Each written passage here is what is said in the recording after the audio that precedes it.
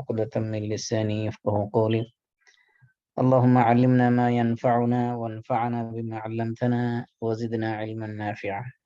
আলহামদুলিল্লাহ, আমরা সূরা মায়েদার কয়েকটা আয়াত নিয়ে আলোচনা করেছিলাম। আজকে আমরা নতুন একটি সূরা দিকে যাচ্ছি, সেটা হলো সূরাতুল লুকমান। আমরা সবাই জানি লুকমান হাকিম। লুকমান হাকিম নামে একজন ব্যক্তির কথা জানি, যার উপদেশ, যার অ্যাডভাইস আল্লাহ রাব্বুল আলামিন কোরআনের মধ্যে রেকর্ড করে দিয়েছেন। এই সূরাতুল লুকমান, এই লুকমান আল হাকিমের নামে নামকরণ করা হয়েছে। এবং এই সূরা লুকমানের বিশেষ করে 12 থেকে 19 নম্বর আয়াত পর্যন্ত এই কয়টা আয়াতের মধ্যে এই লুকমান আল হাকিমের উপদেশ বাণীগুলো আল্লাহ তাআলা রেকর্ড করেছেন। এজন্য আমরা আমাদের যাদের সন্তান আছে, আমাদের প্রত্যেকের উচিত আমাদের সন্তানদেরকে এই উপদেশ বাণীগুলো শোনানো, তাদেরকে কমপক্ষে তাদেরকে পড়ানো, তাদেরকে জানানো। কারণ লুকমান হাকিমের এই উপদেশগুলো আল্লাহ রাব্বুল আলামিন এতটাই পছন্দ করেছেন, যেগুলো কোরআনের মধ্যে রেকর্ড করে দিয়েছেন। কিয়ামত পর্যন্ত পৃথিবীতে যত মানুষ আসবে, তারা তার এই বাণী কথাগুলো পড়বে, যাতে তারা এগুলো তাদের জীবনে আমল করতে পারে। আমরা এই 12 থেকে সূরা লোকমান থেকে শুধু 12 থেকে 19 পর্যন্ত আয়াতগুলোই আলোচনা করব। বিস্তারিত পুরো সূরা আমরা আলোচনা করব না, যেহেতু আমরা সিলেক্টিভ স্টাডিতে যাচ্ছি। তো আমরা সূরাতুল লোকমানের আলোচনার যাওয়ার আগে এই লোকমান আল হাকিম সম্পর্কে আমরা একটু ধারণা দেবো, যে লোকমান আল হাকিম উনি কে ছিলেন, ওনার নাম কি, ওনার বাড়ি কি, ওনার পেশা কি, উনি কেমন লোক ছিলেন, উনি কি নবী ছিলেন নাকি ছিলেন না, এই নিয়ে লম্বা ডিবেট আছে। আমি সংক্ষেপে ওনার একটু জীবনী বলবো, তারপরে আমরা ইনশাআল্লাহ বিস্তারিত আলোচনায় যাব। তো আমরা নাম থেকেই জানি যে লোকমান আল হাকিম, যে আমরা সবাই জানি লোকমান এই নামের সাথে একটা হাকিম শব্দ জুড়ে দেওয়া হয়। হাকিম মানে যিনি, যার ভিতরে উইজডম আছে, প্রজ্ঞা আছে, হিকমত আছে, তাকে বলা হয় হাকিম। তো ওনার মূল নাম কি ছিল,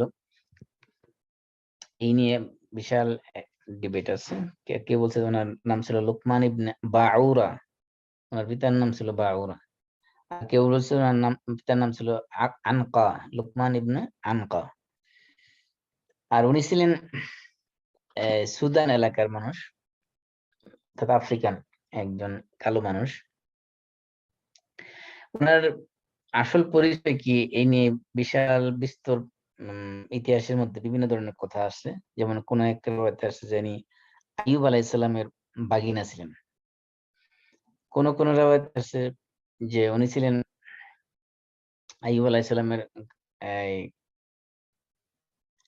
খালাতো ভাই।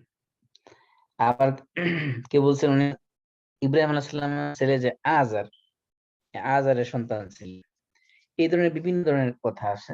মূল কথা হলো উনি একজন আল্লাহর নেককার বান্দা ছিলেন। উনি প্রায় 1000 বছর পর্যন্ত জীবিত ছিলেন। এবং উনি দাউদ আলাইহিস সালামের সময়েও তিনি জীবিত ছিলেন। দাউদ আলাইহিস সালাম যখন নবী ছিলেন, তখনও তিনি জীবিত ছিলেন এবং দাউদ আলাইহিস সালামের কাছ থেকে তিনি জ্ঞান অর্জন করেছেন। দাউদ আলাইহিস সালাম নবুয়ত পাওয়ার আগে এই লোকমান হাকিম তিনি মানুষের বিভিন্ন সমস্যার সমাধান দিতেন, ফতোয়া দিতেন।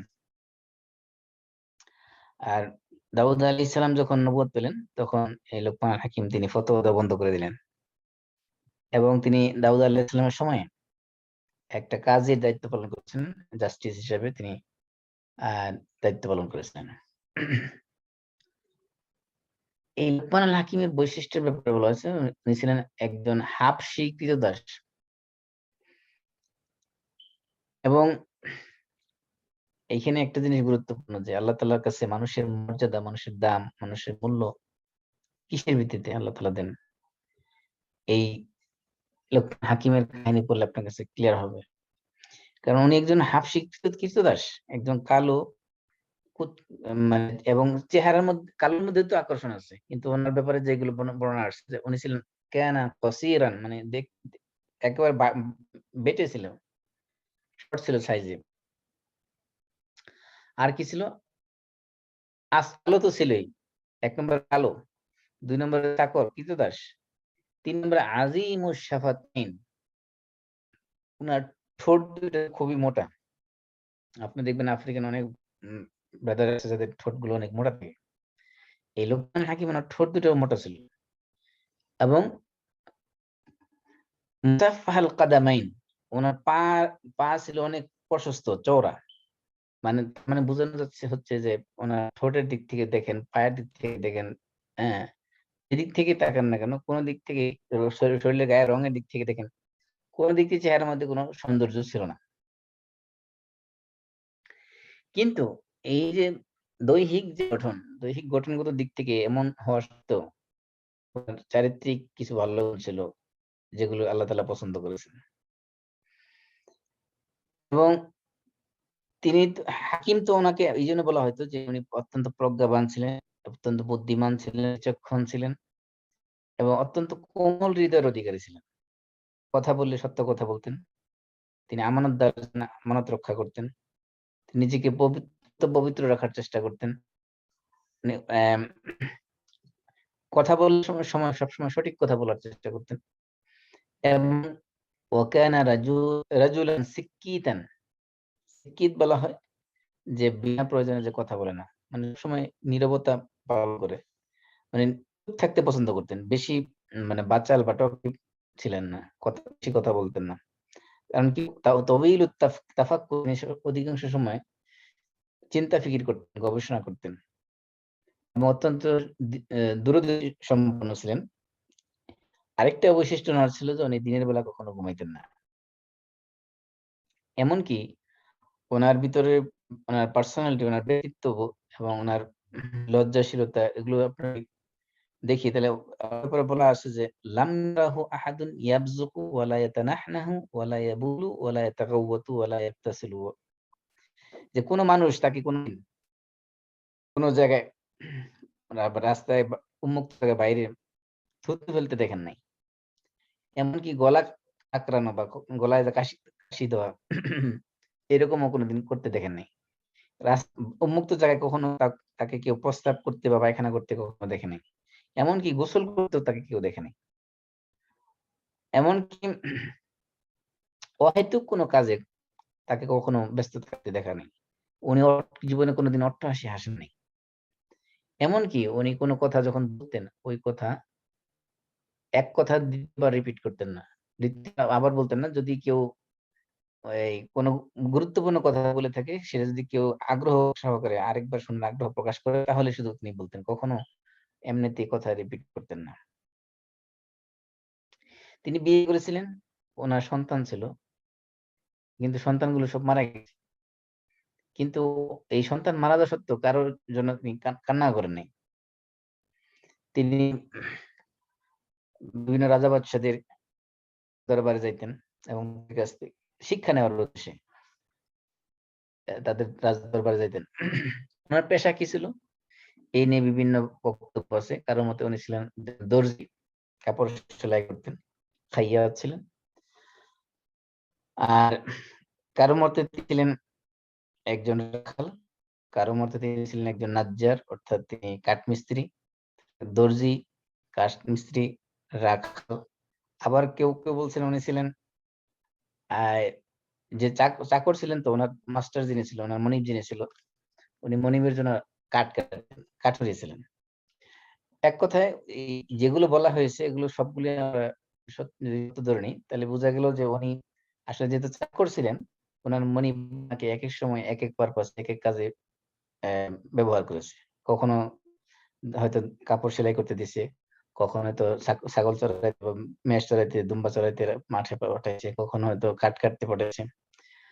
এই সব কাজেই হয়তো লাগাইছে। একটা চাকরকে সাধারণত মানুষ করে বিভিন্ন সময় বিভিন্ন কাজে লাগায়। সেই হিসেবে ওনার আসলে নির্দিষ্ট কোনো পেশা ছিল না। এই সকল কাজে তিনি করতেন। ওনার এই যে শারীরিক গঠন এতটা মানে দেখতে বিদঘুটে ছিল যে মানুষ দেখলে তাকায় থাকতো। মানে এরকম মোটা মোটা ঠোঁট, এরকম চড়া চড়া পা, আবার কুচকুচে কালো, এরকম একটা মানুষ দেখতে অদ্ভুত লাগতো। মানুষ তাকায় থাকতো। তো একদিন উনি দেখতেছে যে লোক ওনাকে এরকম তাকায় তাকায় দেখতেছে, মনে হয় যেন চিড়িয়াখানার কোনো প্রাণী। এরকম অনেক সময় আসছে না যে অবাক করে হয়ে তাকায় আছে। তখন লোকমানুল হাকিম তাকে বললেন, লোকটাকে বললেন, ইন কুনতা তারানি গালিযা শাফাতাইন ফাইন্নাহু ইয়াখরুজু মিন বাইনিহিমা কালামুন রাকিক। যদিও তুমি আমাকে দেখতেছো যে আমার ঠোঁট দুটো অনেক মোটা, কিন্তু আমার এই দুই মোটা ঠোঁটের মাঝখান থেকে যে কথাগুলো বের হয়, এই কথাগুলো অত্যন্ত কোমল, অত্যন্ত সফট। যদি তুমি আমাকে যদি তুমি আমাকে দেখতেছো যে আমার দেহের শরীরটা কালো, কিন্তু আমার অন্তরটা অত্যন্ত সাদা। অর্থাৎ অন্তরের ভিতরে আমি কারো প্রতি হিংসা, বিদ্বেষ, শত্রুতা, অন্তরের রোগ, অহংকার, এমনকি গুনাহ করার কারণে মানুষ অন্তর যে কলুষিত হয়, আমার অন্তরটা কলুষিত হয়নি, আমার অন্তরটা পরিষ্কার পরিচ্ছন্ন আছে।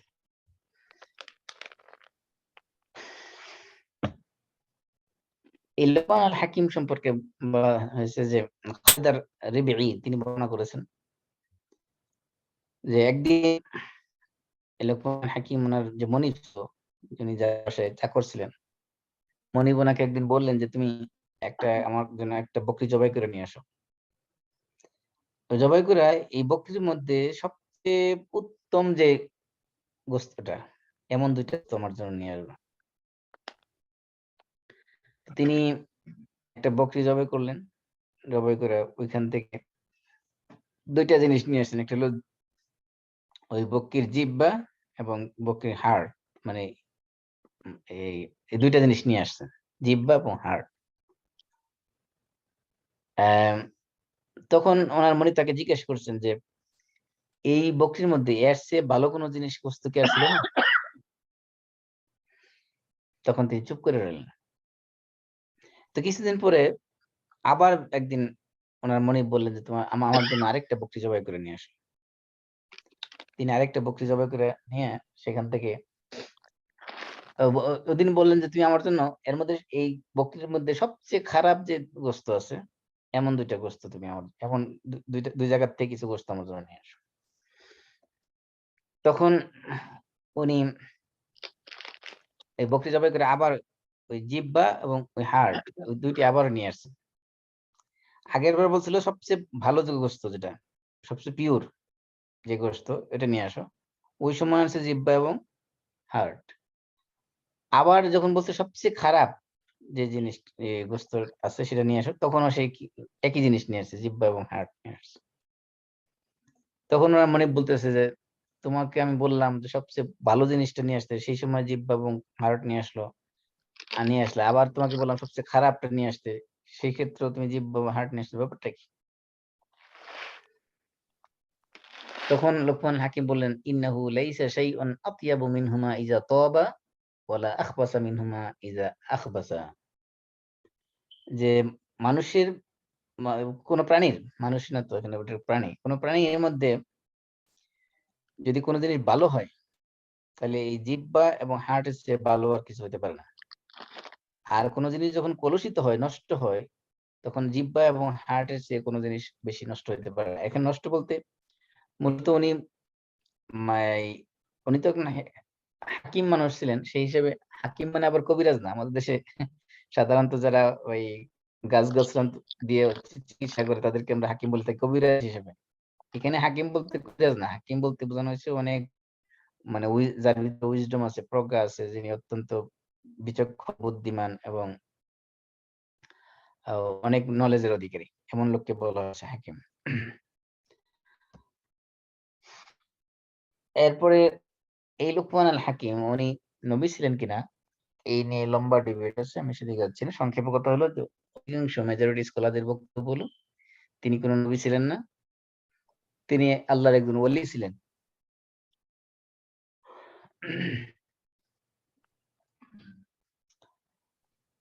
আহ, এক হাদিসের মধ্যে আসছে যে ইব্রাহিম রাদিয়াল্লাহু তাআলা আনহুমা থেকে বর্ণিত হাদিস, তিনি বলেন যে রাসূল সাল্লাল্লাহু আলাইহি ওয়াসাল্লাম বলেছেন যে লাম ইয়াকুন লুকমান নবী ওয়ালাকিন কানা আবদান কাসীরাত তাফাক্কুর হুসনাল ইয়াকিন। যে আল্লাহ রাসূল বলেছেন লুকমান তিনি কি ছিলেন না, নবী ছিলেন না, কিন্তু তিনি একজন আল্লাহর বান্দা ছিলেন। এমন বান্দা ছিলেন যিনি কাসীরুত তাফাক্কুর, সবসময় অধিক পরিমাণে কি করতেন, ধ্যান করতেন, গবেষণা করতেন।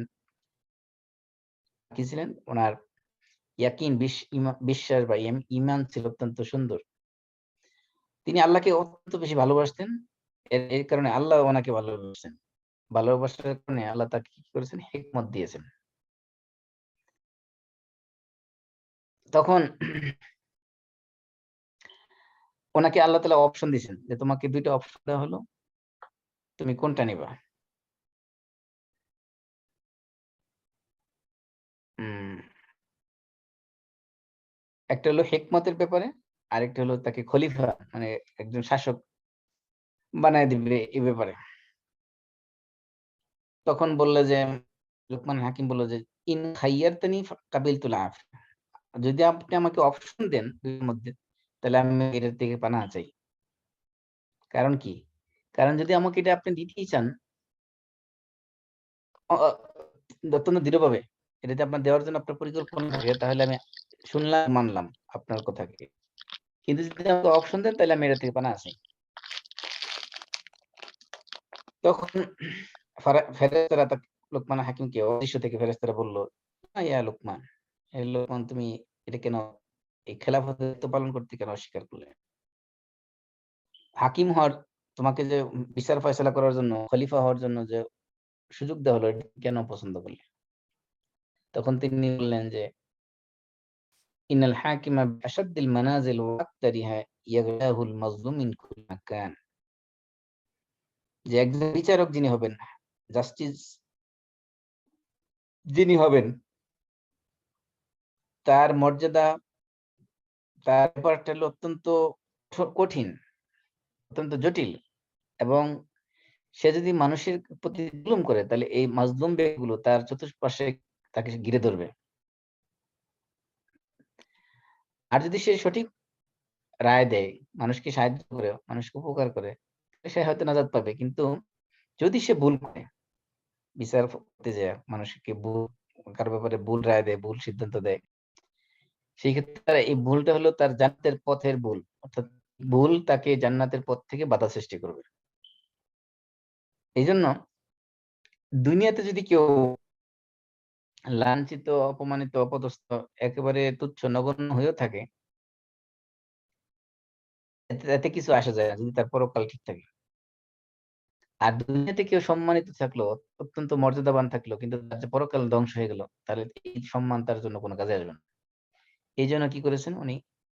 আল্লাহ তাআলার কাছ থেকে ওইটার বাছাই করেছেন কি? যে উনি খেলাফত চান না, উনি ক্ষমতা চান না, উনি কি চান? উনি হিকমত চান। তখন ফেরেশতারা আশ্চর্য হলো তার এই যুক্তি দেখে। ফানামা নাওমাতান, তখন লোকমান হাকিম যখন ঘুমাইলেন, উতিয়াল হিকমাত, ঘুমের মধ্যে আল্লাহ রাব্বুল আলামিন তাকে হিকমত ঢেলে দিলেন তার ভিতরে। তখন উনি যখন ঘুম থেকে উঠলেন, তখন ওই হিকমতপূর্ণ কথা যেগুলো সেগুলো বলতে শুরু করলেন।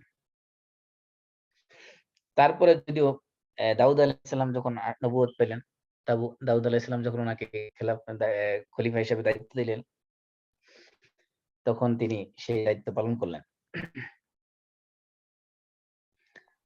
এই ছিল লোকমান হাকিম সম্পর্কে সংক্ষিপ্ত কথা। এই লোকমান হাকিম সম্পর্কে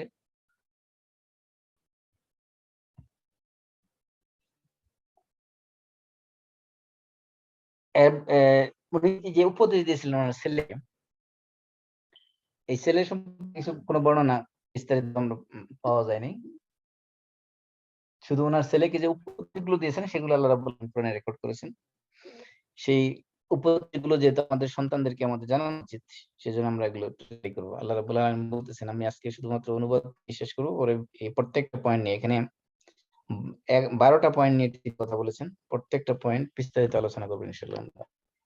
এবং এইখান থেকে পুরো আলোচনা থেকে আমরা একটা জিনিস গুরুত্বপূর্ণ জিনিস ডিরাইভ করার চেষ্টা করব, বের করার চেষ্টা করব। সেটা হলো যে উনি উনার ছেলেকে, সন্তানকে উপদেশ দিতে যেয়ে কি মেথোডলজি ফলো করেছেন। এই মেথোডলজি গুলো আমরা এখান থেকে বের করার চেষ্টা করব ইনশাআল্লাহ। আল্লাহ রাব্বুল আলামিন বলতেছেন, আউযু বিল্লাহি মিনাশ শাইতানির রাজীম ওয়া লাকাদ আতাইনা লুকমানাল হিকমা। আল্লাহ বলছেন, আমি লোকমানকে কি দিলাম? হিকমত দিলাম। হিকমত মানে উইজডম, প্রজ্ঞা। আনিশকুর লিল্লাহ, তুমি কি করো? আল্লাহ তাআলা কি বলছেন লোকমানকে? হিকমত দেওয়ার পরে ১ম বি বিষয়টা হলো আল্লাহ তাআলা যদি কাউকে কিছু দেন, কিছু পাওয়ার পরে আল্লাহর শুকরিয়া আদায় করবে, এটা তো স্বাভাবিক। কৃতজ্ঞতা করবে, একটু থ্যাংক ইউ বলবে, অ্যাপ্রিশিয়েট করবে। আল্লাহ বলছেন আনিশকুর লিল্লাহ, তুমি আল্লাহ শুকরিয়া আদায় করো। কারণ কি, ওমাই ইয়াশকুর ফা ইন্নামা ইয়াশকুরু লিনাফসিহি, যে ব্যক্তি শুকরিয়া আদায় করবে সে কি করলো, সে তার নিজের জন্য শুকরিয়া আদায় করলো। ওমান কাফারা, যে কুফরি করলো মানে কি, শুকরিয়া আদায় করলো না, আল্লাহ নিয়ামত পেয়ে কৃতজ্ঞতা প্রকাশ করলো না। ফা ইন্নাল্লাহা গানিয়্যুন হামিদ, তাহলে নিশ্চয়ই আল্লাহ রাব্বুল, জেনে তাকে জেনে রাখা উচিত আল্লাহ তাআলা তোমার কৃতজ্ঞতার মুহতাজ নয়, নিডি নয়, যে তুমি কৃতজ্ঞতা করলে তো আল্লাহর কোনো লাভ হবে না। তুমি যদি আল্লাহর প্রশংসা করে থাকো, আল্লাহর কৃতজ্ঞতা করে থাকো, আল্লাহকে থ্যাংক ইউ বলে থাকো তুমি কোনো নিয়ামত পাওয়ার কারণে, তাহলে সেটা তোমার নিজের জন্যই করলে। আল্লাহ তাআলা গানি, তিনি কারো দিকে মুহতাজ নয়, কারো থ্যাংক ইউ পাওয়ার জন্য, কারো কৃতজ্ঞতা পাওয়ার জন্য তিনি মুখাপেক্ষী।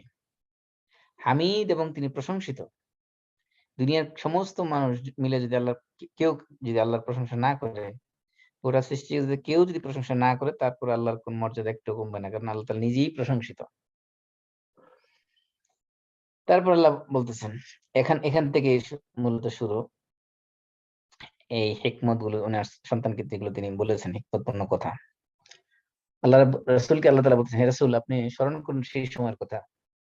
ওয়া ইয ক্বালা লুকমানু লিবনিহি, যখন, এবং ইয মানে যখন, ক্বালা বলেছিল কে, লোকমান তো ক্বালা ফেল, লোকমান হলো কি ফাইল। কাকে বলেছিল, লি ইবনিহি, ইবনুন মানে ছেলে, হি মানে তার, তো লি ইবনিহি তার ছেলেকে, অর্থাৎ লোকমান তার ছেলেকে বলেছিল। কি অবস্থায় বলেছিল, ওয়া হুয়া ইয়াইজুহু, ওয়াজা ইয়াইজু মানে ওয়াজ করা, ওয়া মানে এবং, হুয়া মানে সে, আর সে মানে লোকমান। ইয়াইজুহু, ইয়াইজ মানে ওয়াজ করতেছিল, হু মানে তাকে, মানে সন্তানকে। অর্থাৎ লোকমান যখন তার ছেলেকে বা সন্তানকে উপদেশ, ওয়াজ করতে যে বলেছিল, মানে কি, এখানে উপদেশ বলতে ওয়াজ শব্দ আল্লাহ তাআলা ব্যবহার করেছেন, খেয়াল করেন। আমরা ওয়াজ শুনি, এই সন্তানকে লোকমান হাকিম নিজেই ওয়াজ করেছেন। কি ওয়াজ করেছেন? এক নম্বর, ওয়াজ করার আগে একটা ভূমিকা দিয়েছেন। আল্লাহ তাআলা এই লোকমান হাকিম সন্তানকে কি উপদেশ দিয়েছেন, কি ওয়াজ করেছেন, সেগুলো বলার আগে একটা লম্বা ভূমিকা, একটা সংক্ষিপ্ত ভূমিকা দিয়েছে। ভূমিকাটা কি, ওয়াইজ ক্বালা লুকমানু লিইবনিহি ওয়া হুয়া ইয়াইযুহু ইয়া বুনাইয়া, এটুকু হলো ভূমিকা। এখানে কি বলেছেন, ইয়া বুনাইয়া, হে আমার প্রিয় বৎস। তাহলে লোকমান হাকিম সন্তানকে কোনো কিছু বলার আগে সন্তানকে যে অ্যাড্রেস করেছেন, যে ল্যাঙ্গুয়েজটা দেখেন, কি বলছেন, ইয়া বুনাইয়া, ও মাই ডিয়ার সান। ইবনি করে নেই, ইবনি মানে ছেলে, হে আমার ছেলে, এরকম বলতে পারতেন, তিনি বলছেন আমার প্রিয় সন্তান, আমার প্রিয় বৎস, হে আমার প্রিয় বৎস। এখানে একটা, প্রথমেই নসিহত করার শুরুতেই, অ্যাডভাইস করার শুরুতেই একটা মেথোডোলজি উনি প্রয়োগ করেছেন, সেটা হলো সন্তানকে কিভাবে অ্যাড্রেস করতে হবে, কিভাবে তাদেরকে ডাকতে হবে, এটার আদব তিনি শিক্ষা দিয়েছেন। আপনি সব সময় তাদেরকে স্নেহ, আদর, সোহাগ দিয়ে তাদেরকে ডাকতে হবে, ইয়া বুনাইয়া। তাকে নাম ধরে ডাকলে তার সব থেকে সুন্দর নাম দিয়ে ধরে ডাকতে হবে। ছোট ছোট প্রাণীর নামে ডাকা যাবে না, অমুকের বাচ্চা, অমুকের, এই যে ছোট ছোট প্রাণীর নাম ধরে ধরে মানুষ ডাকে, রাগ করলে, এগুলো ঠিক না। সন্তানদেরকে কোমল ভাষায় কথা বলতে হবে, ইয়া বুনাইয়া বলছেন। এই যে এই কোমল ভাষা যখন ইউজ করা হয়, তখন সন্তানের ভিতরে এই কথা শোনার প্রতি আগ্রহ জাগে, যে আমার বাবা আমাকে খুব আদর করে, যত্ন করে, খুব গুরুত্বপূর্ণ কথা বলতেছেন। কি প্রথম শিক্ষা কি দিয়েছেন সন্তানকে, লা তুশরিক বিল্লাহ, আল্লাহর সাথে শিরক করবে না। সন্তানকে প্রথম শিক্ষা দিতে হবে, সেটা হলো কি, লা তুশরিক বিল্লাহ, আল্লাহর সাথে কাউকে শিরক করবে না। মানে কি, এক আল্লাহর ইবাদত করবে, আল্লাহ ছাড়া কারো ইবাদত করবে না। এখানে বলে নাই যে, কারণ লা তুশরিক বিল্লাহ যখন বলবে শিরক করবে না, তার মানে কি, এর অপোজিট মিনিং কি, এর অপোজিট মিনিং হলো আল্লাহ তাওহীদ, আল্লাহর একত্ববাদের প্রমাণ দেবে, এক আল্লাহর গোলামি করবে, এক আল্লাহর ইবাদত করবে, আল্লাহর সাথে কারো পার্টনার হিসেবে কাউকে অ্যাসোসিয়েট করবে না। লা তুশরিক বিল্লাহ, আল্লাহর সাথে কাউকে শরীক করবে না। কারণ কি? ইন্না শিরকা লা যুলমুন আযীম, নিঃসন্দেহে শিরক হলো লা যুলমুন আযীম। লাম এর তাকিদ দেওয়া হয়েছে লা দিয়া। জুলম মানে তো জুলম, ইনজাস্টিস। আযীম মানে সিভিয়ার, মানে গ্রেট, অথবা এখানে ওয়ার্স্ট বলতে বলা যায় আর কি, যে শিরক হলো সবচেয়ে ভয়াবহ জুলুম, সবচেয়ে বড় জুলুম, সবচেয়ে নিকৃষ্টতম জুলুম। এর শিরক কেন জুলুম সেটা ব্যাখ্যা আমরা পরে আসবো, আগে আমরা অর্থগুলো শেষ করি। এইখানে খেয়াল করেন, এই লোকমান আল হাকিমের উপদেশ বর্ণনা করা শুরু করেছেন আল্লাহ তাআলা এখান থেকে 13 নম্বর আয়াত থেকে। কিন্তু 14 নম্বর এবং 15 নম্বরের মধ্যে লোকমান আল হাকিমের উপদেশগুলোকে আল্লাহ নিজের ভাষায় ব্যক্ত করেছেন। এরপরে আবার 16 নম্বর থেকে লোকমান আল হাকিমের উপদেশ নিয়ে আসছেন। এখানে অনেক সব প্রশ্ন করে, লোকমান আল হাকিমের কথাগুলো শেষ হওয়ার পরে যদি আল্লাহ তাআলা নিজের কথা বলতে তাহলে তো সুন্দর হতো। মাঝখানে আল্লাহ তাআলা ওনার কথার মাঝখানে আবার ইন্টারফেয়ার করলেন কিছু। এইখানে দেখেন মাঝখানে যে দুইটা আয়াত, 15 নম্বর আয়াত, এই দুইটা আয়াত আল্লাহ নিজে বক্তব্য। আল্লাহ কি বলতেছেন? ওয়াসাইনাল ইনসানা বিওয়ালিদাইহি, আমি মানুষকে উপদেশ দিচ্ছি, নির্দেশ দিচ্ছি। কিসের নির্দেশ? বিওয়ালিদাইহি, তার পিতামাতার ব্যাপারে। পিতামাতার ব্যাপারে আল্লাহ তাআলা উপদেশ দিচ্ছেন, কি উপদেশ? সদ্ব্যবহার করার উপদেশ, পিতামাতার সাথে ভালো আচরণ করার উপদেশ, সদাচরণের উপদেশ। কারণ কি? কারণ বলছে হামালাতহু উম্মুহু ওয়াহনান আলা ওয়াহনিন, কারণ তার মা তাকে কষ্টের পর কষ্ট সহ্য করে কি করছে? হামাল, হামাল মানে গর্ভ ধারণ করেছে। ওয়াফিসালুহু ফি আমাইন, এবং তাকে 2 বছর সময় নিয়ে তাকে দুধ খাইয়েছে। 2টা বছর একটানা তাকে দুধ খাওয়াইছে। এই পিতামাতার সাথে, মায়ের সাথে বিশেষ করে প্রথমে আল্লাহ তাআলা ইন জেনারেল বলছেন, ওয়াসাইনাল ইনসানা বিওয়ালিদাইহি, প্রথম পিতামাতা উভয়ের কথা বলেছেন। আমি পিতামাতার সাথে সদ্ব্যবহার করার জন্য আমি কি করলাম? আল্লাহ নিজে আমি নির্দেশ দিলাম। অনেক মুফাসসির কেরাম এই কথা বলেছেন যে পিতামাতার প্রসঙ্গ যখন আসে তখন আল্লাহ তাআলা লোকমান আল হাকিমের কথা বাদ দিয়ে নিজেকে বললেন, বলতেছেন যে পিতামাতার মর্যাদা আল্লাহ রাব্বুল আলামিনের কাছে এত উঁচু লেভেলে, আল্লাহ তাআলার ইবাদতের পরই পিতামাতার স্থান। এই জন্য যেখানেই আল্লাহর ইবাদতের কথা আসে একেবারে তার সাথে সাথে ইমিডিয়েটলি আফটার দ্যাট আল্লাহ তাআলা কি করেন? পিতামাতার কথা বলেন। এটা কোরআনের মধ্যে বহু জায়গায় আসে। যেমন আপনি সূরা বনী ইসরা যদি পড়েন, সেখানে আল্লাহ বলছেন ওয়া কাদা রাব্বুকা আল্লা তা'বুদু ইল্লা ইয়্যাহ। তো তোমাদের রব ফয়সালা করেছেন, নির্দেশ দিচ্ছেন কি? আল্লা তা'বুদু ইল্লা ইয়্যাহ, আল্লাহর সাথে আল্লাহ ছাড়া কারো ইবাদত করবে না। আর কি করবে? ওয়া বিল ওয়ালিদাইনি ইহসানা, আর পিতামাতার সাথে সদাচরণ করবে। দেখেন, প্রথমে কইছে আল্লাহ ছাড়া কারো ইবাদত করবে না, মানে শিরক করবে না। তারপরে কি বলছে? পিতামাতার সাথে সদাচরণ করবে। এইখানে একই সিস্টেম, একই মেথোডোলজি ফলো করা হয়েছে। এখানে যখন লোকমান আল হাকিম তার সন্তানকে উপদেশ দিচ্ছেন যে আল্লাহর সাথে শিরক করবে না, এরপর পরে আল্লাহ তাআলা কথা নিয়ে আসছেন কিসের? পিতামাতার কথা, পিতামাতার প্রসঙ্গ। প্রথম বলা হচ্ছে পিতামাতা উভয়ের সাথে সদাচরণ করবে, এরপরে স্পেসিফিক করে আবার মায়ের ব্যাপারে আলাদা করে গুরুত্ব দেওয়া হচ্ছে, এমফেসিস দেওয়া হচ্ছে। কারণ কি? কারণ আল্লাহ তাআলা নিজে উল্লেখ করে দিচ্ছেন। বলছেন যে প্রথম কারণ হলো মা কি করেছে? কষ্টের পর কষ্ট সহ্য করে তাকে গর্ভধারণ করেছে, 1 নম্বর। ফিসাল, ফিসাল মানে হলো দুধ ছাড়ানো। ফিসাল করতে কত সময় লাগছে? 2 বছর। আমাইন, আম মানে বছর, আমাইন মানে 2 বছর। এই যে ফি আসার কারণে কি হয়েছে? আমানে ছিল, আমাইনে হয়ে গেছে। দ্বিবচনের ক্ষেত্রে কি হয়? নসবের অবস্থা, জরের অবস্থায় ইয়া দ্বারা হয়। এরপরে আল্লাহ তাআলা বলছেন কি? আনিশকুর লি ওয়া লিওয়ালিদাইক। দেখেন, আল্লাহ তাআলা লোকমান আল হাকিমকে হিকমত দেওয়ার পরে প্রথম কি বলছিল? আনিশকুর লি, আমার শুকরিয়া আদায় করো, কৃতজ্ঞতা প্রকাশ করো। আর এখানে মায়ের অবদানের কথা উল্লেখ করার পরে আল্লাহ তাআলা বলছেন আনিশকুর লি ওয়া লিওয়ালিদাইক, আমি আল্লাহর শুকরিয়া আদায় করো এবং পিতামাতার শুকরিয়া আদায় করো। ইলাইয়াল মাসির, আর আমার কাছে তোমাদের সবাইকে কি করতে হবে? প্রত্যাবর্তন করতে হবে, ফিরে আসতে হবে। দুনিয়ায় যা কিছু করো করো, সমস্যা নেই, এক সময় আমার কাছে ফিরে আসতে হবে। মাসির মানে প্রত্যাবর্তন স্থল।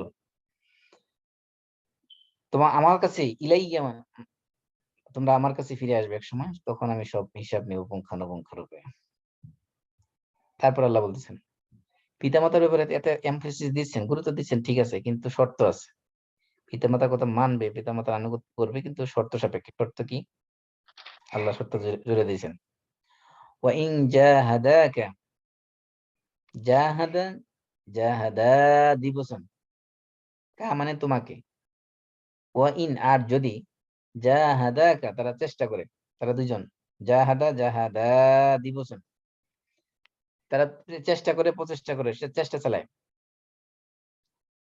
কা মানে তোমার ব্যাপারে, অর্থাৎ তোমাকে, তোমার পিতামাতা উভয়ে যদি চেষ্টা করে কি করার জন্য, জাহাদার পরে আলা, এটা প্রিপোজিশন হিসেবে আসছে, আন্তুশরিকা বি, আমার প্রতি শিরিক করার ব্যাপারে। অর্থাৎ পিতামাতা যদি চেষ্টা করে, তাদের সর্বাত্মক চেষ্টার প্রচেষ্টার মাধ্যমে যদি আমি আল্লাহর সাথে শিরক করতে বলে তোমাকে, মা লাইসা লাকা বিহি ইলম, যে ব্যাপারে তোমার কোনো নলেজ নেই, ফালা তুতিহুমা, তাহলে তোমার সেই পিতামাতাকে আনুগত্য করবে না, পিতামাতার আনুগত্য সেই ক্ষেত্রে করবে না। তার মানে পিতামাতার আনুগত্য করা প্রত্যেক সন্তানের উপর ফরজ। কিন্তু পিতামাতা যদি ইসলাম বিরোধী কোনো কথা, শরীয়ত বিরোধী কোনো কথা, আল্লাহর সাথে শিরক করার সংক্রান্ত কোনো কথা যদি বলে করার জন্য, সেই কথা, সেই কাজ করা সন্তানের জন্য বাধ্যতামূলক নয়। ইসলাম সেই কাজ করা তার জন্য আবশ্যক করে, জায়েজও করেন। ফালা তুতিহুমা, তাদের কি করবে না, সেই ক্ষেত্রে আনুগত্য করবে না। ওয়াসাহিবহুমা ফিদ দুনিয়া মা'রুফা, সাহিবহুমা, মুসাহাবা মানে সঙ্গ দেওয়া, তাদেরকে ফিদ দুনিয়া মানে দুনিয়াতে কিরকম আচরণ করবে তাদের সাথে, মা'রুফা, মারুফ মানে ন্যায় সঙ্গত, সদাচরণ, ভালো আচরণ। তাদের সাথে পৃথিবীতে বসবাস যখন করবে, তাদের সাথে সৎভাবে, উত্তম ভাবে তাদের সাথে আচরণ করবে। ওয়াত্তাবি সাবিলা মান আনাবা ইলাইয়া, আর তুমি অনুসরণ করবে, ওয়াত্তাবি মানে অনুসরণ করো, ইত্তেবা করো, ফলো করো, সাবিল পথ বা রাস্তা, তাদের পথ অনুসরণ করো। কাদের পথ? মান আনাবা ইলাইয়া, যে ব্যক্তি আমার কাছে বারবার তওবা করে ফিরে আসে। যে ব্যক্তি গুনাহ করার পরে বা তওবা করার পরে, মানে বারবার আল্লাহর কাছে ফিরে যায় তওবা করে, এমন লোকদের পথ অনুসরণ করো। সুম্মা ইলাইয়া মারজিউকুম, তারপরে তোমরা আমার কাছে ফিরে আসবে, তোমাদের প্রত্যাবর্তন স্থল হবে আমার কাছে। ফাউনাব্বিউকুম, তারপরে তোমাদেরকে বলে দেব, বিমা কুনতুম তা'মালুন, তোমরা দুনিয়াতে যা কিছু করতে। এই দুই আয়াত হলো, মাঝখানে আল্লাহ তাআলা বলছেন পিতামাতার ব্যাপারে স্পেশাল নসিহত। এটা লোকমান হাকিমের উপদেশের ভিতরেই আছে, কিন্তু এইখানে লোকমান হাকিমের, ওনার বক্তব্যকে, লোকমান হাকিমের বক্তব্যকে আল্লাহ তাআলা নিজের ভাষায় এটাকে প্যারাফ্রেজিং করেছেন। আল্লাহর ভাষায় এটাকে ব্যক্ত করেছেন, তার কারণটা কি? কারণ হলো যে পিতা যদি সন্তানকে বলে পিতামাতা আনুগত্যের ব্যাপারে, তাহলে সন্তান হয়তো মনে করবে বাবা আমাকে কি করতে চায়, বাবা মা আমাকে তাদের অনুগত করে রাখার জন্য এই কত সুন্দর কথা বানায় বলতেছে এগুলো। কিন্তু এই নসিহত গুলো, কথাগুলো যখন সরাসরি ডাইরেক্ট আল্লাহর পক্ষ থেকে আসে, তখন পিতামাতার ব্যাপারে সন্তানের এই ধরনের খারাপ ধারণা জাগবে না, বরং আল্লাহ রাব্বুল আলামিন বলতেছেন, সেই হিসেবে তারা কি করবে, কথাগুলো মেনে নেবে। লোকমান হাকিমের পরবর্তী উপদেশ তিনি কি উপদেশ দিচ্ছেন? বলতেছেন ইয়া বুনাইয়া। এই যে আগের প্রথম উপদেশ কি কি ছিল খেয়াল করেন। প্রথম যখন উপদেশ দেওয়া শুরু করছেন, তখন কি কি বলছিলেন? ইয়া বুনাই, ও মাই ডিয়ার সান। এরপরে আবার এখানে দুই আয়াত পরে আবার খেয়াল করেন, নতুন করে আবার যখন নতুন উপদেশ দিচ্ছেন, তখন কি বলছেন? ইয়া বুনাই, মাই ডিয়ার সান। এই যে মানুষকে কথা বলা, মানুষকে অ্যাড্রেস করা সুন্দর ভাষায়, আমরা যখন ভাষণ দেই, বক্তব্য দেই, তখন আমরা কি বলি? ভাইয়েরা আমার, বোনেরা আমার, সম্মানিত মা বোনেরা, প্রিয় দিনী ভাইয়েরা, respected brothers and sisters, my dear my audience, কত ধরনের শব্দ আমরা ব্যবহার করি। তো লোকমান হাকিম তিনি কি বলতেছেন সন্তানকে উপদেশ দেওয়ার জন্য, সন্তানকে অ্যাড্রেস করতেছেন, ইয়া বুনাইয়া, মাই ডিয়ার সান। সন্তানকে খুব আদর করে যত্ন করে একটা ডাক দিবেন, দেখবেন যে তার ভিতরে এমনিতেই তার মানে মনটার 50% গলে যাবে এমনিতেই আপনার কথা শোনার জন্য। প্রথম অ্যাপ্রোচটাই হতে হবে এরকম কোমল ভাবে ডাকা, ইয়া বুনাই ইন্নাহা। এখন লোকমান হাকিম সন্তান কি কি শিখাচ্ছেন? প্রথম দিছিলেন কি কিসের উপদেশ? আল্লাহর সাথে শিরক করবে না, শিরিক না করার উপদেশ। তারপরে বলতেছে এখন আল্লাহর ভয় অন্তরের মধ্যে জাগার জন্য আল্লাহর ক্ষমতা কতটুকু, পাওয়ার কতটুকু, সেটা বর্ণনা করতেছেন। বলছেন ইনহা ইনকু মিসকালা হাববাতিন হাববাতিন মিন খারদালিন। ইনতাকু মানে যদি থাকে কোথাও, মিসকালা হাববাতিন, মিসকাল মানে পরিমাণ, হাববাতিন মানে দানা। এখানে দানা বলতে শস্য দানা বা সরিষার দানা বোঝানো হয়েছে। হাব্বা মানে দানা, মিন খারদাল মানে সরিষা। তাহলে হাব্বাত মিন খারদাল মানে সরিষার দানা, মিসকাল মানে পরিমাণ। তাহলে মিসকালা হাব্বাতিন মিন খারদাল পুরো একটা ফ্রেজ। তার মানে কি সরিষার দানার পরিমাণ, অর্থাৎ সরিষার দানার মতো ছোট্ট কোনো জিনিস যদি থাকে, তাকুন ফি সখরাতিন, সেটা যদি কোনো পাথরের মধ্যে থাকে, পাথরের ভিতরে থাকে, সলিড করে রক শক্ত মজবুত পাথরের ভিতরে যদি থাকে, অথবা অথবা ফিস সামাওয়াত, আসমান সমূহের ভিতরে যদি থাকে। এটা খেয়াল করেন, একেবারে ছোট্ট সরিষা দানার মতো একটা বস্তু, এটা যদি কোনো একটা পাথর, বিশাল বড় একটা পাথর, খুব মজবুত পাথরের ভিতরে থাকে, অথবা সেটা বিশাল আসমান সমূহের যে কোনো একটা জায়গার মধ্যে থাকে, আও ফিল আরদি, অথবা জমিনের ভিতরে, ইয়াতি বিহাল্লাহ, সুবহানাল্লাহ, আল্লাহ তাআলা সেটা কি করবেন? কিয়ামতের দিনে তিনি সেটা উপস্থিত করবেন। তার মানে কি এখানে আল্লাহর মুরাকাবা, আল্লাহ তাআলার ক্ষমতা সন্তানের অন্তরের ভিতরে জাগাই দিয়েছেন। যে তুমি দুনিয়াতে যা করো না কেন, তুমি এমন আল্লাহর সার্ভেলেন্সের ভিতরে আছো, তুমি এমন আল্লাহর সিসি আন্ডারে আছো, আল্লাহ তাআলা একটা ছোট্ট সরিষা দানার পরিমাণ বস্তু যদি শুধু এই জমিনের ভিতরে না, সপ্তম আসমানের মধ্যে যে কোনো জায়গায় যদি সেটা থাকে, জমিনের যে কোনো জায়গায় থাকে, এটা যদি মজবুত কোন মানে সলিড ব্লকের ভিতরে যদি থাকে, সেখান থেকে সে আল্লাহ রাব্বুল আলামিন কিয়ামত দিন উত্থিত করবেন, সেটাকে উপস্থিত করবেন কিয়ামতের ময়দানে। তার মানে কি তুমি আল্লাহ থেকে কখনো দূরে যেতে পারবে না, পলায়ন করতে পারবে না। আল্লাহর ব্যাপারে, সেই আল্লাহর ক্ষমতা সম্পর্কে তোমার নলেজ থাকতে হবে। এই জন্য এই সন্তানের মধ্যে আল্লাহর ভয়, আল্লাহর ক্ষমতা, আল্লাহর পাওয়ার অন্তরের ভিতরে, সন্তানের অন্তরের ভিতরে ঢুকিয়ে দিয়েছেন। এবং তিনি বলছেন ইন্নাল্লাহা লাতীফুন খবীর। আল্লাহ তাআলা দুইটা অ্যাট্রিবিউটস বর্ণনা করেছেন এখানে, দুইটা সিফত। কারণ সে আল্লাহ হলো লাতীফ এবং খবীর। আল্লাহ তাআলা আমরা জানি ৯৯টা গুণবাচক নাম হাদিসের মধ্যে আসছে, যদিও আল্লাহর গুণবাচক নাম আরো বেশি, কিন্তু হাদিসের মধ্যে বর্ণনা আসছে ৯৯টা, আল্লাহ সহ ১০০টা নাম কথা আসছে। এই আয়াতের মধ্যে এখানে লোকমান হাকিম উনি দুইটা নাম উল্লেখ করেছেন, একটা লতিফ, একটা হলো খবীর। খাবির মানে আমরা আরবিতে, আধুনিক আরবিতে খাবির বলা হয় যে কোনো বিষয়ে এক্সপার্ট, মানে এক্সপার্টিজম যার আছে কোন একটা বিষয়ে, মানে সেই বিষয়ে সে নখদর্পণে সব আছে তার, তাকে বলা হয় খাবির। আর লতিফ বলা হয় যে কোন জিনিসের সূক্ষ্মাতি সূক্ষ্ম যত বিষয় আছে সবকিছু যে জানে, তাকে বলা হয় খাবির, সরি লতিফ। তাহলে সূক্ষ্ম, মানে এই জন্য বলা হচ্ছে যে আল্লাহ হলো কি সূক্ষ্মদর্শী। মানে সূক্ষ্মদর্শী মানে কি, মানে সূক্ষ্মাতি সূক্ষ্ম সবকিছু তিনি দেখেন, কোনো কিছু বাদ নেই। যে ওই বস্তুর সাথে দেখেন, মিসকাল হাব্বাতিন মিন খারদালিন, সরিষার দানার সাথে লাতিফ শব্দের সাথে দেখেন সূক্ষ্ম মানে কি, কেমন সূক্ষ্ম আল্লাহ তাআলা, যাররা, অণু, অণু থেকে পরমাণু, পরমাণু, পরমাণুর ভিতরে আপনি যদি আপনি দেখেন যে অ্যাটম, নিউক্লিয়ার, যদি নিউক্লিয়ার ভিতরে আপনি যদি বলেন সেখানে নিউট্রন, প্রোটন যেগুলি বলেন না কেন, সবকিছু যত ক্ষুদ্র হোক না কেন, সবকিছু সম্পর্কে আল্লাহ জানেন। এমনকি সেই মনে করেন যে একটা সরিষা দানার ভিতরে যদি একটা ছোট পোকা হয়, সেই পোকা যদি পেটের ভিতরে ক্ষুধা লাগে অথবা মাথা ব্যথা শুরু হচ্ছে, সেখানে যে ওই পোকা যদি ভিতর থেকে চিৎকার মারে, সেটা আল্লাহ শোনেন, শোনেন কিনা? সে সেই পোকা যদি খাবারের কষ্টের জন্য আল্লাহর কাছে ডাকে, সেই ডাক আল্লাহ শোনেন। সূক্ষ্ম অতি সূক্ষ্ম, মানে লতীফ শব্দ হলো একেবারে সূক্ষ্ম, এরপরে আর কোনো সূক্ষ্মতা নেই।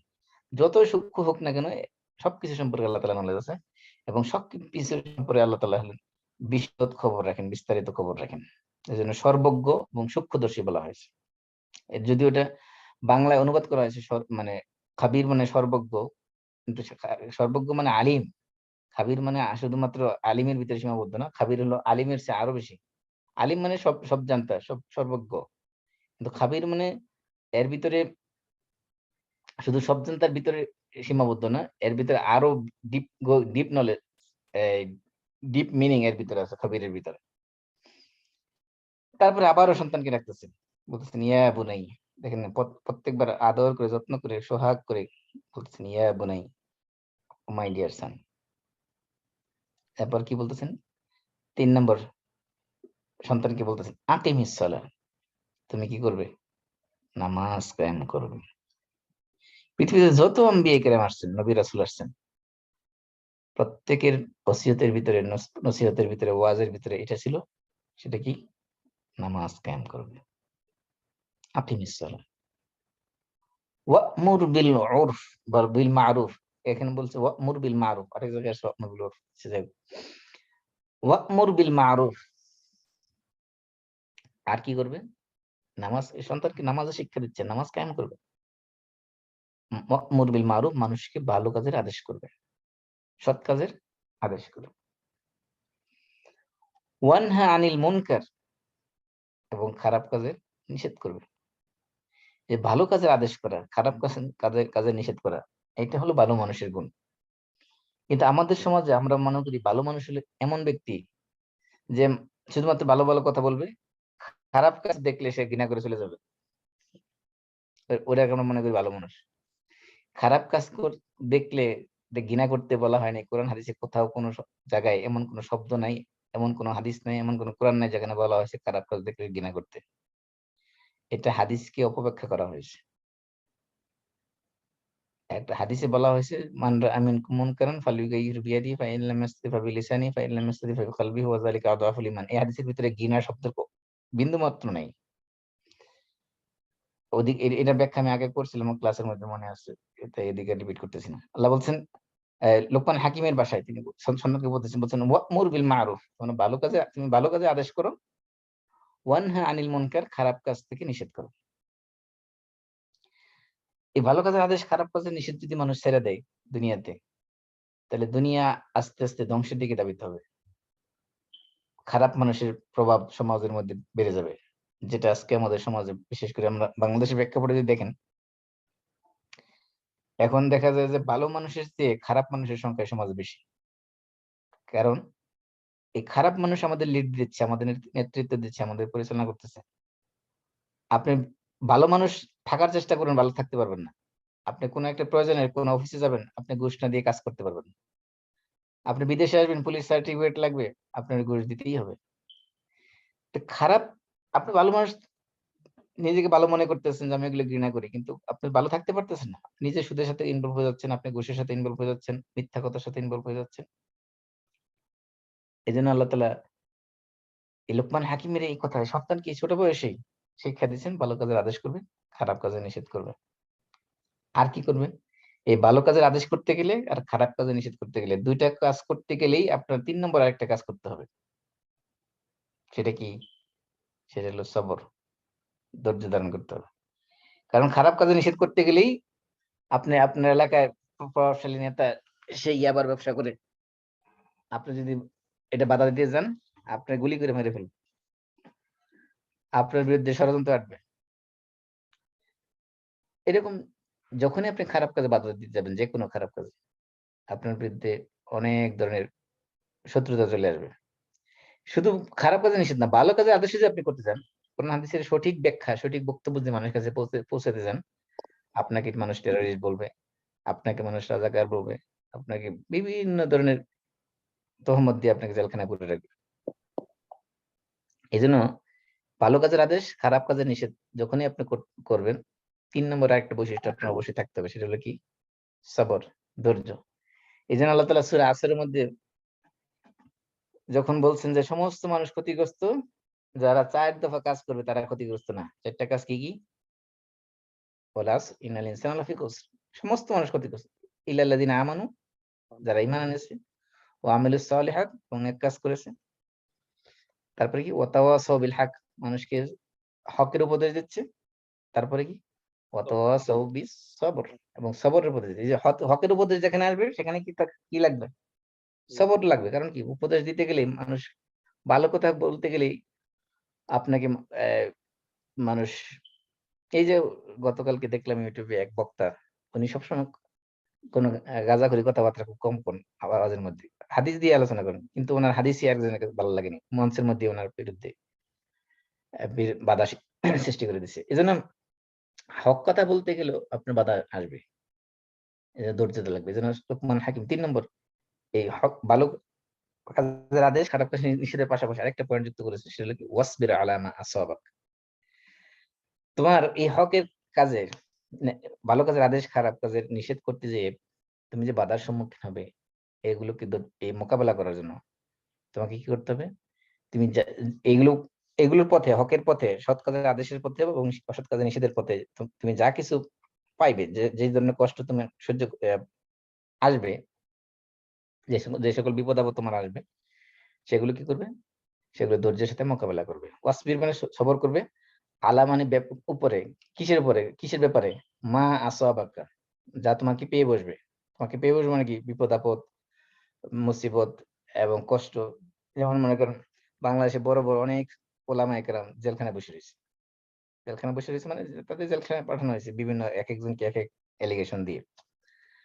তাহলে ভালো কাজের আদেশ, খারাপ কাজ নিষেধ করতে গেলে আপনার বিরুদ্ধে শত্রুতা আসবে। ওয়াসবির আলা মা আসাবাক, তুমি ভালো কাজের আদেশ, খারাপ কাজ নিষেধ করতে যেয়ে কি করবে? যে সকল বিপদ আপদ আসবে, যে সকল কষ্ট আসবে, সেগুলো মোকাবেলায় ধৈর্য ধারণ করবে। ইন্না যালিকা মিন আজমিল উমুর। এই যে ভালো কাজের আদেশ এবং খারাপ কাজের নিষেধ, এবং ভালো কাজের আদেশ এবং খারাপ কাজের নিষেধ করতে যাইয়া যে সকল বালা মুসিবত, যে সকল পরীক্ষা, যে সকল বিপদ আপদ আসবে, এগুলোর মধ্যে ধৈর্য ধারণ করা, এই কাজটি হলো, এই কাজগুলো কি? অত্যন্ত সুদৃঢ় সংকল্পের কাজ। মানে যাদের মন অত্যন্ত মজবুত, যাদের মনোবল অত্যন্ত চাঙ্গা, যাদের ঈমান অত্যন্ত মজবুত, এই ধরনের ব্যক্তিগুলো, এই ধরনের মানুষগুলো দ্বারাই এই ধরনের কাজ করা সম্ভব। যারা দুর্বল ঈমানের লোক, যাদের সাহস নাই, যাদের বীরত্ব নাই, যাদের মনোবল নাই, তাদের পক্ষে এই ধরনের কাজ করা সম্ভব না।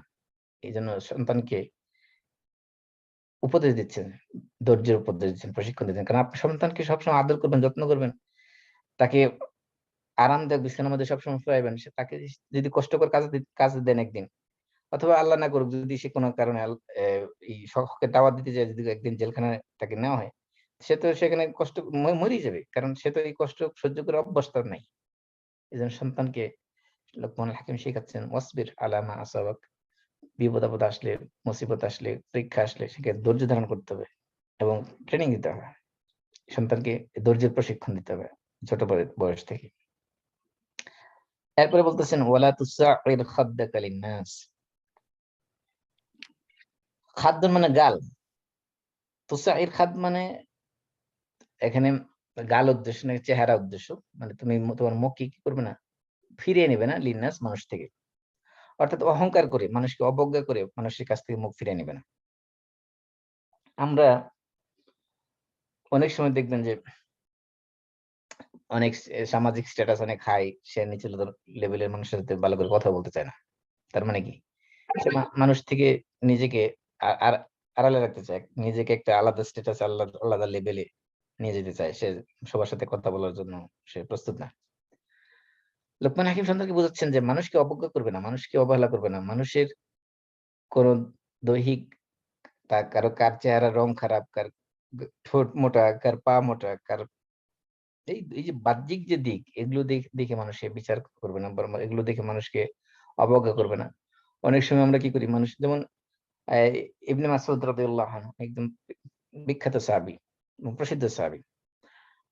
উনি এত চিকনা ছিলেন যে উনি উম একবার এক গাছের ডাল থেকে মেসওয়াক এর জন্য গাছে উঠলেন ডাল ভাঙার জন্য। তো বাতাসে ওনার কাপড় একটু নড়ে গেল। তো ওনার পা একেবারে চিকন পা এই মানে হাঁটু পর্যন্ত বেরিয়ে গেল। তো সাহাবায়ে কেরাম নিচে যারা ছিল বসা, তারা ওনার এই চিকন পা দেখে হাসতেছিল। তখন আল্লাহ রাসূল যখন দেখলেন যে তারা এই চিকন পা দেখে হাসতেছে, তখন আল্লাহ রাসূল বলছেন যে, তোমরা এই চিকন পা দেখে হাসতেছো? আল্লাহর কসম, এই চিকন পা কিয়ামতের ময়দানে উহুদ পাহাড়ের চেয়ে বেশি ভারী হবে। যেন মানুষকে তুচ্ছ না করা, মানুষকে অবজ্ঞা না করা, মানুষকে হেয় না করা। কারণ মানুষের কিছু বৈশিষ্ট্য আছে, কিছু গুণ আছে যেগুলো আল্লাহ প্রদত্ত। আপনি যে একটা মানুষের অসুন্দর চেহারা করেন, তাকে আপনি অবজ্ঞা করেন, অবহেলা করেন, তার মানে আপনি আল্লাহর সৃষ্টিকে নিয়ে অবজ্ঞা করলেন। এজন্য মানুষকে তার অপরাধ ছাড়া, তার নিজস্ব অর্জনিত অপরাধ ছাড়া, তার দৈহিক যে সকল খারাপ দিক আছে, গঠনগত, শারীরিকগত, অনেক মানুষ হতে পারে যে উম বিকলাঙ্গ শারীরিকভাবে। এজন্য তাকে অবজ্ঞা করার সুযোগ নেই কোন। সন্তানকে শিক্ষা দিচ্ছেন যে মানুষকে সম্মান করতে হবে কিভাবে। মানুষের সাথে যখন কথা বলবে, তার ফেস টু ফেস তার দিকে তাকায় কথা বলতে হবে। অনেক সময় এই যে গানের কালচারের মধ্যে আছে যে যখন আপনি একজনের সাথে কথা বলেন, আপনি আরেক দিকে ফিরে থাকেন, সে মাইন্ড করবে, সে ইনসাল্ট ফিল করবে, ও আমাকে কেয়ার করতেছে না। এজন্য কথা বলার সময় যে মানুষের সামনে মুখোমুখি হয়ে তাকে হাসি মুখে কথা বলা, কাউকে অবজ্ঞা না করা, সে যাতে বুঝতে না পারে সে আমাকে ইগনোর করতেছে, আমাকে অবজ্ঞা করতেছে, এরকম যাতে না হয় সন্তানকে বোঝাচ্ছেন। ওয়ালা তামশি ফিল আরদি মারাহা। আর তুমি কি করবে না, এই জমিনের মধ্যে অহংকারের সাথে গর্বের সাথে দম্ভ ভরে চলাফেরা করবে না। লা তামশি মানে চলবে না, ফিল আরদি জমিনের মধ্যে, মারাহা মানে অহংকার করে, দম্ভ ভরে। কারণ কি, এখানে দেখেন সবগুলো যখন লোকমান হাকিম উনি যখন কোন উপদেশ দিচ্ছেন, আমরা মেথোডোলজি দেখেন, উনি কিন্তু সবগুলো ক্ষেত্রে হ্যাকমত মানে কারণ বর্ণনা করে দিচ্ছেন। এই যে বাল্যকের আদেশ, খারাপ কাজ নিষেধ এবং ধৈর্য ধরা, এগুলো বলা হচ্ছে আজমল উমর, কারণ বর্ণনা করেছে। মানুষকে অবজ্ঞা না করে, মানুষকে থেকে মুখ ফিরিয়ে না নেওয়া এবং পৃথিবীতে দম্ভ ভরে চলবে না, কারণটা কি? এগুলোর মাধ্যমে বোঝাচ্ছে সন্তানকে বিনয়ী হওয়ার জন্য উপদেশ দিচ্ছেন। কারণ হলো ইন্নাল্লাহা লা ইউহিব্বু কুল্লা মুখতালিন ফাখুর। আল্লাহ তাআলা ইন্নাল্লাহা লা ইউহিব্বু, নিশ্চয়ই আল্লাহ ভালোবাসেন না কাদেরকে? কুল্লা মুখতালিন ফাখুর। এখানে দেখেন কুল্লা মানে প্রত্যেক, প্রত্যেক ওই ধরনের ব্যক্তিকে যারা কি মুখতাল এবং ফাখুর। মুখতাল বলা হয়, মুখতাল এবং ফাখুর যদি আমরা শাব্দিক অর্থ করি, দুইটার অর্থই অহংকার। কিন্তু মুখতাল আর ফাখুরের মধ্যে পার্থক্য কি? মুখতাল হলো এমন ব্যক্তি যে নিজেকে মনে করেন একদম পাহাড়ের উপরে নিয়ে গেছে। অর্থাৎ নিজের স্ট্যাটাস, নিজের মর্যাদা, নিজের মান, নিজের শান এত উঁচু লেভেলে যে তাকে কেউ ধরা কাছে যাইতে পারবে না। নিজেকে এতটা উঁচু লেভেলের মনে করে। অর্থাৎ নিজেকে সুপিরিয়র মনে করে। আর ফাখুর হলো এমন ব্যক্তি যে ওই যে পাহাড়ের উপর দাঁড়ায় রয়েছে লোকটা, সে পাহাড়ের নিচে যারা বসে আছে তাদের কি মনে করে ছোট ছোট পিপীলিকা। তার মানে কি, নিজেকে গর্ব অহংকারের এমন একটা লেভেলে নিয়ে যাওয়া যে আমি সর্বশ্রেষ্ঠ, আমি সবচেয়ে উত্তম, আমি সবচেয়ে সেরা। আর পৃথিবীতে যত মানুষ আছে সবগুলো হলো ওইরকম তেলাপোকা, চামচিকা, ইঁদুর, ওইরকম মানে পিঁপড়া, ওইরকম তাদের কোনো দাম হয়নি, তাদের আমার ধারে কাছে আসা তাদের কোনো যোগ্যতা নেই, এরকম। এটাকে বলা হয়েছে মুখতাল এবং ফাখুর। মানে মুখতাল ফাখুর দুইটাই গর্ব অহংকারের জন্য ব্যবহার করা হয়, কিন্তু মুখতাল বলা হয় নিজেকে অনেক উপরে মনে করা, আর ফাখুর হলো অন্যদেরকে ছোট মনে করা। এমন ব্যক্তিকে আল্লাহ কি করেন না, আল্লাহ তাআলা ভালোবাসেন না। তার মানে কি, এর অপোজিট মিনিং কি? এটার অপোজিট মিনিং হলো যারা গর্ব অহংকার করবে না, যারা বিনয়ী হবে, তাদেরকে আল্লাহ রাব্বুল আলামিন ভালোবাসবেন। হ্যাঁ, সন্তানকে শিখাচ্ছেন যে আল্লাহ তাআলা ভালোবাসা কিভাবে পেতে হবে। সামাজিক গুণ, কি ধরনের গুণ অর্জন করলে আল্লাহ তাআলা ভালোবাসা পাওয়া যাবে, সেই লেসন্স এখানে সন্তানকে দেওয়া হচ্ছে। তারপরে সর্বশেষ উপদেশ, ওয়াকসুদ ফি মাশিকা, সন্তান জমিনে চলবে, চলাফেরা করবে, কিভাবে চলবে সেটা উপদেশ দিচ্ছে। ওয়াকসিদ ফি মাশিকা, কাসদ মানে হয়, বলা হয় যে মধ্যম পন্থা অবলম্বন করা। ফি মাশিকা, মাশি মানে চলা, ওই যে আগে আসছে না, ওয়ালা তামশি ফিল আরদি মারাহা, এই মাশি মানে চলা। ওয়াকসিদ ফি মাশিকা, তোমার চলার ক্ষেত্রে কি করবে, মধ্যম পন্থা অবলম্বন করবে। আর কি করবে, ওয়াগদুদ মিন সৌতিকা, আর কথা বলার সময়ও কণ্ঠস্বর নিচু রাখবে। আমরা দেখবেন যে অনেক সময় চিল্লাচিল্লি করে, চেঁচামেচি করে কথা বলার সময়, অভদ্র, মানে এই কথা, এই চিল্লাচিল্লি চেঁচামেচি যখন করে, ইয়েলিং শাউটিং যখন করে, মানুষ, পাশের মানুষ একদম তারা দেখলে বুঝবে যে সেই ছেলেটা বেয়াদব। আর হাঁটার সময় যদি মনে করেন যে একেবারে খুব অনেক স্পিডে হাঁটতেছে, অথবা এমন আস্তে আস্তে হাঁটতেছে, মনে হচ্ছে যেন মৃগী তাকে ধরছে, এমন না, দুইটার একটাও না। খুব এমন স্পিডে হাঁটবে না যে মানুষ মনে করবে যে এটা অহংকার, দম্ভপুরের মাস্তানদের মতো চলাফেরা করতেছে। আবার এমন দুর্বল ভাবে হাঁটবে না, মানুষ দেখে মনে করবে তুমি অসুস্থ বা দুর্বল, বরং মধ্যম পন্থা অবলম্বন করে চলার ক্ষেত্রে। ওয়াকদুদ মিন সৌতিকা, আর তোমার কণ্ঠকে যখন কথা বলবে মানুষের সাথে, কণ্ঠকে কি করো, ওয়াকদুদ মানে নিচু করো, মিন সৌতিকা তোমার কণ্ঠকে, কণ্ঠকে আওয়াজকে নিচু, নিচু মানে এমন নিচু না যে কথা শোনাই যাবে না। আমি ইতিপূর্বে লোকমান হাকিমের জীবনী যখন বলছি, তখন বলছি যে লোকমান হাকিম যখন কথা বলতেন, তখন কোনো কথা রিপিট করতেন না, তার মানে কথা বলার সময় স্পষ্ট করে বলতেন। স্পষ্ট করে বলতে হবে, কিন্তু সেটা কি খুব চেঁচামেচি উঁচু আওয়াজে, বিরক্তিকর আওয়াজ বা অশালীন কটু আওয়াজ না, বরং সেটা মধ্যম পন্থা আওয়াজ, এবং সেটা নিচু আওয়াজে কথা বলতে হবে, ভদ্রতার সাথে। কথা বলার আদব শিখাচ্ছেন, চলার আদব শিখাচ্ছেন, আল্লাহর সাথে আদব শিখাচ্ছেন, পিতা মাতার সাথে আদব শিখাচ্ছেন। এই যে সমস্ত শিক্ষার মূল হলো এগুলো। আপনি যদি বলেন যে আপনি সন্তানকে কি শিখাবেন, তাহলে শেখানোর মূল যে লেসন্স, ফাউন্ডেশন, ফান্ডামেন্টাল লেসন যা দরকার একটা বাচ্চা, একটা শিশু বয়সে, সবকিছু আল্লাহ তাআলা এখানে দিয়েছেন। এর যে আবার এখানে এই যে লোকমান হাকিমের একটা বৈশিষ্ট্য ছিল কি, বলেছিলাম যে যখনই তিনি উপদেশ দেন, সাথে সাথে কি করেন, এটা বিহাইন্ড এর পারপাস কি, উইজডম কি, সেগুলো সাথে সাথে উল্লেখ করবেন। এখানে বলে একই সিস্টেম ফলো করা হয়েছে, বলতেছে ইন্না আনকারাল আসওয়াতি লা সাউতুল হামির, তুমি কণ্ঠস্বরকে কেন নিচু কথা বলতে হবে, কারণ হলো, বলতেছে আনকারাল আসওয়াত, আনকার মানে হলো খারাপ, নিকৃষ্ট, শ্রুতিকটু, যে শুনতে খারাপ শোনা যায়। আর আসওয়াত মানে কণ্ঠস্বর, সবচেয়ে কর্কশ স্বর, সবচেয়ে খারাপ স্বর, সবচেয়ে নিকৃষ্ট স্বর হলো কোন স্বর, কোন আওয়াজ, লা সাউতুল হামির। হামির মানে গাধা, গাধার আওয়াজ হলো সবচেয়ে নিকৃষ্ট আওয়াজ। তার মানে বোঝা যাচ্ছে এই গাধার মতো চেঁচামেচি করে, আমরা বলি না গাধার মতো কথাবার্তা বলা, এই গাধার মতো চেঁচামেচি করে কথা বলা যাবে না। কথা বলার মধ্যে শালীনতা, ভদ্রতা, বুঝ কথা শুনলেই বোঝা যাবে সে ভদ্র করে সন্তান, এরকম সুন্দরভাবে কথা বলবে। এই হলো লোকমান হাকিমের উপগুলো সংক্ষিপ্ত বক্তব্য। এগুলো বিস্তৃত আরো আসবে ইনশাআল্লাহ। আমরা পুরা এই আলোচনা থেকে আমরা কি কি লেসন্স বের করতে পারি, সেগুলো নিয়ে আমরা ইনশাআল্লাহ বিস্তারিত সামনের সেশনে আলোচনা করবো ইনশাআল্লাহ। মা তৌফিক ইল্লা বিল্লাহ, সুবহানাকা লা ইলমা লানা। সরি, আপনাদের কারো প্রশ্ন আছে কিনা শেষ করার আগে? মাসুম ভাই, একটা প্রশ্ন আছে। জি বলেন। প্রশ্ন হলো যে ওই আপনার আলোচনা থেকে আমরা যেটা বুঝলাম আর কি, যে লোকমান হাকিম তিনি নবী ছিলেন না। হুম, আপনার এক জায়গায় আপনি বলছেন যে আল্লাহ সুবহানাহু ওয়া তাআলা তাকে অফার দিয়েছিলেন হুম, যে সে রাজত্ব নিবে নাকি প্রজ্ঞা নিবে। হুম। তো এই যে কথোপকথনটা যেটা হয়েছিল আল্লাহর সাথে, মানে এটা নবী না হওয়ার পর এটা কিভাবে হয়েছে আর কি? প্রথমত হলো যে আল্লাহ যদি ফেরেশতার মাধ্যমে কারোর সাথে কথা বলেন, কথা বললেই সে হয়ে যায় না। নবী হওয়ার জন্য তাকে নবুয়ত পাইতে হবে। এই জন্য লোকমান হাকিম ওনার সাথে যে আল্লাহর কথা হয়েছে, এগুলো ফেরেশতাদের মাধ্যমে হয়েছে, কিন্তু ফেরেশতারা অদৃশ্য থেকে ওনাকে কথাগুলো বলেছেন, উনি কথা শুনেছেন কিন্তু ফেরেশতাদেরকে দেখেন নাই, এমন ভাবে হয়েছে। আর কথাটা এই হাদিসে হলো, আসছে। হ্যাঁ হাদিস, এই যে আমি হাদিস পড়িতে শুনালাম আপনাদেরকে, যখন জীবনী পড়লাম, জীবনের মধ্যে ওই হাদিস পড়ে শুনলাম।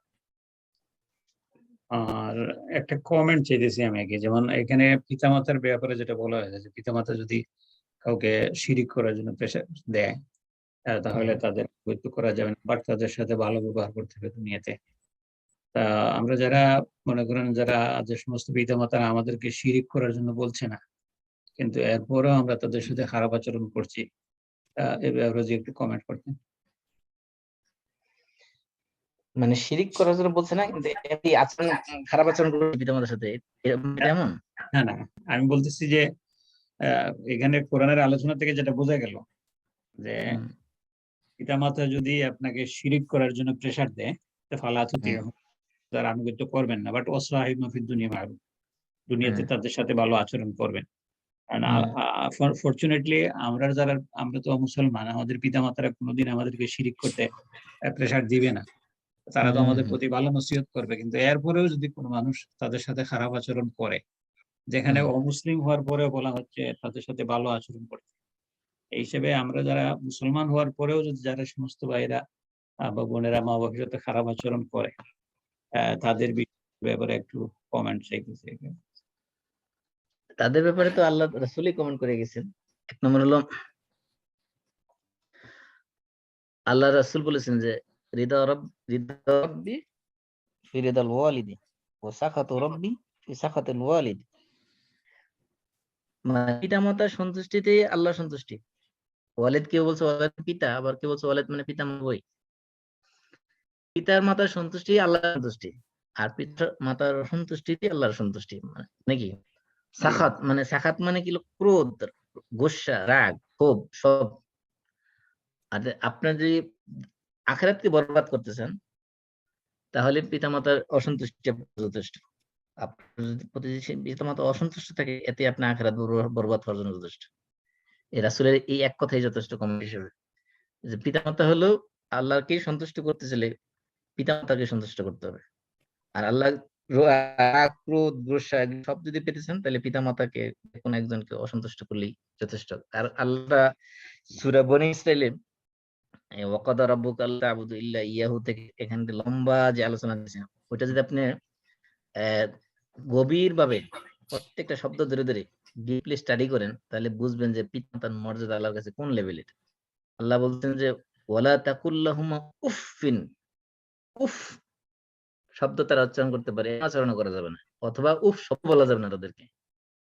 মানে আপনার পৃথিবীর এমন কোন পীর নাই, এমন কোন সম্মানিত ব্যক্তি নাই যাকে এতটা সম্মান দেওয়া হতে পারে। পিতামাতার আল্লাহ তাআলা যে শব্দ ব্যবহার করেছেন, যে ল্যাঙ্গুয়েজ ব্যবহার করেছেন, বলছেন ওয়াখফিদ লাহুমা জানাহা যুল্লি মিনার রাহমা, তাদের জন্য রহমতের ছায়াটাকে, রহমতের ডানা বিছিয়ে দাও তাদের। খাফ মানে নিচু করে দাও, রহমতের ডানা করে দাও। মানে কি? আপনি যখন ছোট মুরগি যখন বাচ্চাদের উপরে চিল এসে আক্রমণ করে, তখন দেখুন বাচ্চার উপরে কিভাবে রাস্তার ডানাগুলো মেলে দেয়। আল্লাহ তাআলা সেম শব্দ ব্যবহার করছেন, তাদের জন্য রহমতের ডানাগুলোকে বিছিয়ে দাও, নিচু করে দাও তাদের পিতামাতার জন্য। ওয়াকুল্লুমা কাওলান কারীমা, তাদের জন্য শুধু কেমন কথা বলবে, এখানে তো বলছে মারুফ, ওয়াসাহিবহুমা ফিদ দুনিয়া মারুফ, মারুফ মানে ন্যায়সঙ্গত কথা। কিন্তু আল্লাহ সেখানে বলছেন কাওলান কারীমা। কারীম মানে, কারীম শাব্দিক অর্থ হলো কি? কারীম মানে জেনারাস। জেনারাস মানে কি? মানে জেনারসিটি, বদান্যতা মানুষ কখন প্রকাশ পায়? যে বদান্যতা যখন আপনি যখন কাউকে করম করেন, কাউকে কোনো কিছু ডোনেট করেন বা কাউকে কিছু দান করেন, এটা এমন না যে সে এটা প্রাপ্য, এটা তার পাওনা। বরং কি করতেছেন, আপনি নিজে উইলিংলি তাকে এক্সট্রা দিতেছেন আপনার পক্ষ থেকে। আল্লাহ তাআলা বলতেছেন তাদের সাথে এমন কথা বলবে, কাউলান কারীমা, জেনারাস কথা বলবে। জেনারাস কথা মানে কি? এই তার পিতামাতা যদি কোনো খারাপ আচরণও করে, তার এগেইনস্টে তুমি খারাপ কথা বলবে না, বরং কি তুমি নিজে জেনারাস হয়ে তাদের সাথে সবসময় উত্তম কথা বলবে। বিশেষ করে আবার আল্লাহ তাআলা এমফেসিস দিয়েছেন কোনটাকে? যখন তারা তাদের দুইজন অথবা দুইজনের একজনে ইমা ইয়াবলুগান্না ইনদাকাল কিবারা, যখন বার্ধক্যে পৌঁছে, ওই বয়সটা মানুষের, বিশেষ করে মহিলাদের যখন মেনোপজ হয়, তাদের যখন মেজাজ খিটখিট থাকে, আর পুরুষদের যখন বুড়া বয়সে স্মরণশক্তি দুর্বল হয়ে যায়, মেমোরিতে থাকে না কিছু, মানে তালকানা ভাব হয়ে যায়, আচার আচরণ ঠিক মতো করে না, প্রস্রাব পায়খানা করে দেয় যেখানে সেখানে। মানে মানুষ বিরক্ত হওয়ার জন্য যত ধরনের কারণ পাওয়া দরকার সব আছে ওই বয়সে। ওই বয়সটাতে আল্লাহ তাআলা স্পেশাল এমফেসিস দিচ্ছেন। কিবা আহাদুহুমা আও কিলাহুমা ফালা তাকুল লাহুমা উফফিন, ওই বয়সে উফ বলা যাবে না। আর স্বাভাবিক অবস্থা তো প্রশ্নই আসে না। ওই অবস্থায় যখন মানুষ সাধারণত বিরক্ত হয়ে যাবে স্বাভাবিক, ওই বিরক্ত হওয়ার বয়সও তাদেরকে উফ বলবে না। আর যখন তারা সুস্থ স্বাভাবিক জীবনযাপন করবে সেই বয়সে তো প্রশ্নই আসে না তাদের সাথে সম্পর্ক খারাপ করার। এই হলো সংক্ষিপ্ত কথা। জি। জাযাকুমুল্লাহ খাইর। ওকে, তাহলে আমরা কাফারাতুল মাজলিস পড়ি। সুবহানাকাল্লাহুম্মা ওয়া বিহামদিক আশহাদু আল লা ইলাহা ইল্লা আনতা আস্তাগফিরুকা ওয়া আতুবু ইলাইক। আসসালামু আলাইকুম ওয়া রাহমাতুল্লাহি আসসালামু আলাইকুম। ওয়া আলাইকুম আসসালাম ওয়া রাহমাতুল্লাহি ওয়া বারাকাতুহু।